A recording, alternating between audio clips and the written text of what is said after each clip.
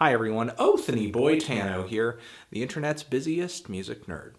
And it's time for a review of the new Wale album. Album About Nothing. Wale is a lyricist, a rapper hailing from DC who showed quite a bit of creativity in the mid and late 2000s when he was dropping a lot of mixtapes, but the charm that would come through on some of these free projects never quite, for me anyway, translated onto his commercial records, which is a pretty common problem in hip-hop music, although it seems to be kind of decreasing because we have a lot of mixtapes out there that really are quality albums, except they're being given away for free, and we have other artists out there that are taking their mixtapes and selling them commercially. Regardless, enjoying Wale's commercial projects, for me anyway, has not been easy, especially since he was suddenly scooped up by Rick Ross's Maybach Music Group. The first record he actually ended up dropping on the label was the album Ambition, an album that, in my opinion, really showed anything but ambition. The only thing this album really strived for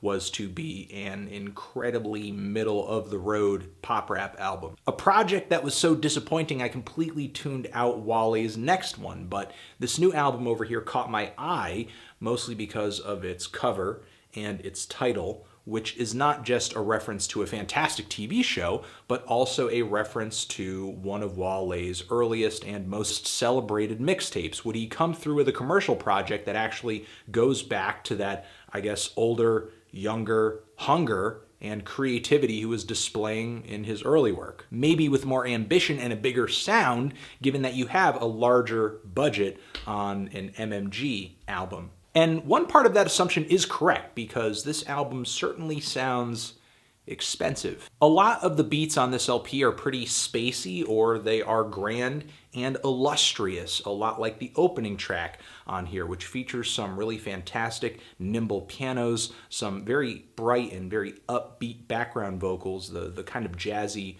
combination of pianos and vocals on this beat reminds me a little bit of something that could have been on the Chance the Rapper Acid Rap mixtape. The instrumentals, for the most part, on this LP are pretty impressive. Doesn't sound like there's a whole lot of sampling, and maybe even some live instrumentation thrown into the mix on a handful of these tracks. Again, kind of sounds expensive. And let's not forget the multitude of vocal clips on this record from either Jerry Seinfeld just either talking or talking to Wale, or clips of Seinfeld's hit TV show, Seinfeld, which run throughout this album and don't really feel like they're placed randomly or anything like that. It feels like a lot of the time Wale is pulling song idea inspiration from these clips, from Jerry talking or just his show, whether it be on the song White Shoes, where we're hearing about vanity and materialism, or we have George talking about the appeal of hopelessness, or we have Jerry talking about later in the album how people love to, talk.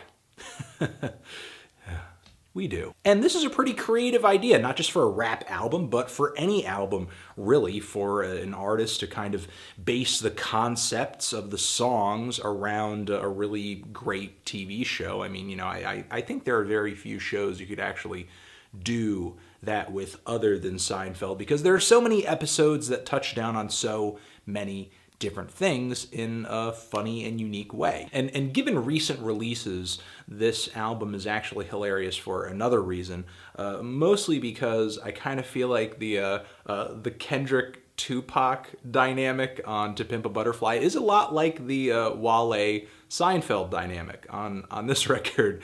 Wale is talking to Seinfeld as if, he's got this boundless knowledge. And, I'm not talking shit about Jerry Seinfeld. I mean, for sure, he's been in the industry so long and he's been so successful. I'm sure he's learned a thing or two. I'm just saying it's a kind of funny inclusion.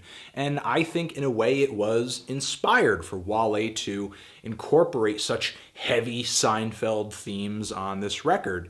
But this album's inspiration, for me, kinda stops there. Well, not quite there. I mean, I do like the instrumentals on this record for the most part. There are very slow, syrupy, sub-bass heavy bangers in the track list here. Beats that kind of feel really dreamy, like a fusion of cloud rap and trap music. Or we're getting tracks on here that are a little more lively and feature a lot of jazzy instrumentation. Keys, horns, background vocals. And a lot of the instrumentals here either feature a very heavy dose of reverb, of atmosphere, or they're just generally smooth in sound and in tone. Even with some of the beats on here having some pretty punchy percussion, or even lively vocals like on the song The Bloom, which features a very strong, peppy soul flavor. Most of the time, I feel like when I'm listening to this album, I'm in a bit of a dream state. And it's a dream state that I actually wish Wale's rapping and his delivery woke me up from, at least occasionally. From his flow to his lyrics, this is just another project for me from Wale that doesn't really do all that much for me. Outside of a few bars here and there, there's one part where Wale says on this album that DC means don't come.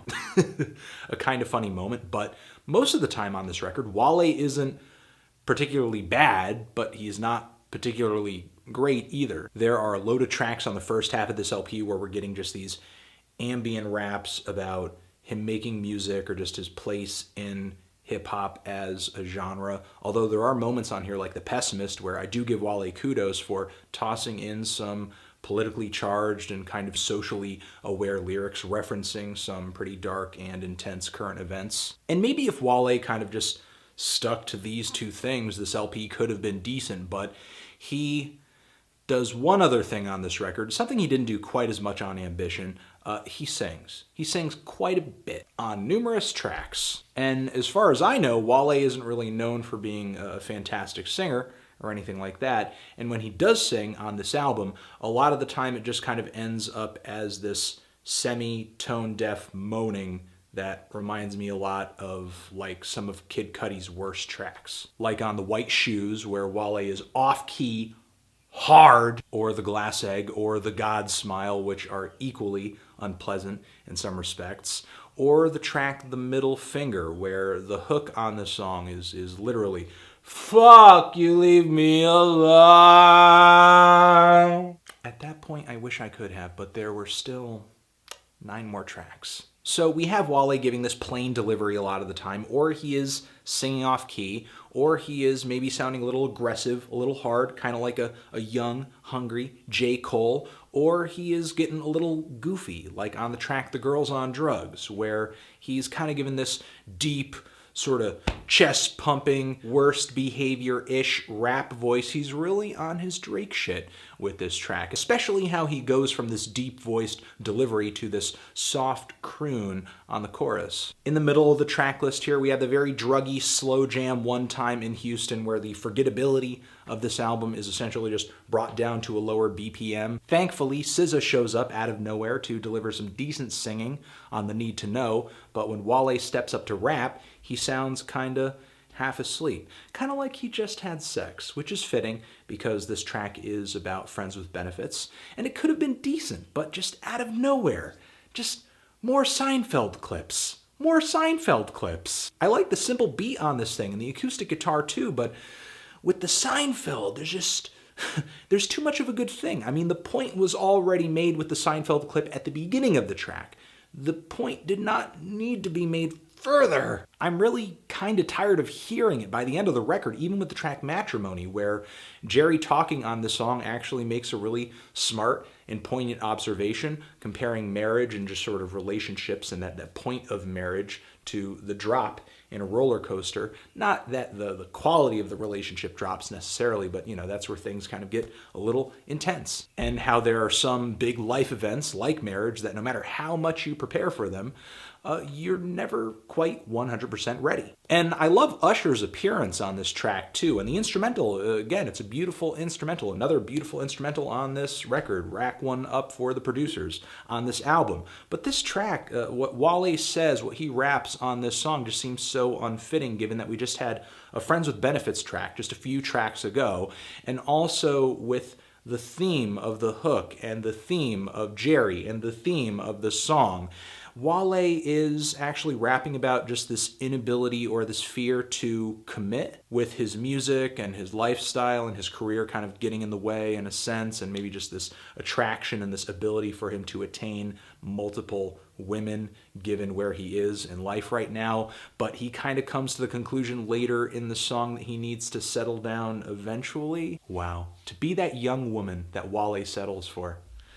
So lucky. Meanwhile, the closing track on this thing is kind of like this really failed attempt at trying to be sexy with Jeremiah singing on the hook here. As soon as SZA comes in, this album just goes full pop rap R&B fusion, which again is fine, but for a record that tries to be so thematic and conceptual, especially at its start, it kind of falls apart completely at its finish. Which I understand, how much conceptuality can you be expecting from an album about nothing?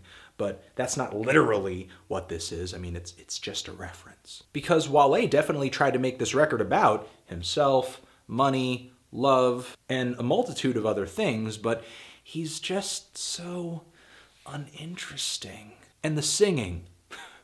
Oh, the singing. So, I mean, yeah, just another Wale project completely lost on me. I'm feeling a light to decent 4 on this thing. Transition. Hey man, did you give this shit a listen? If so, what the fuck did you think? Did you live it? Did you hate it? Tell me why. Cause I wanna know. Oh, and what should Anthony review next?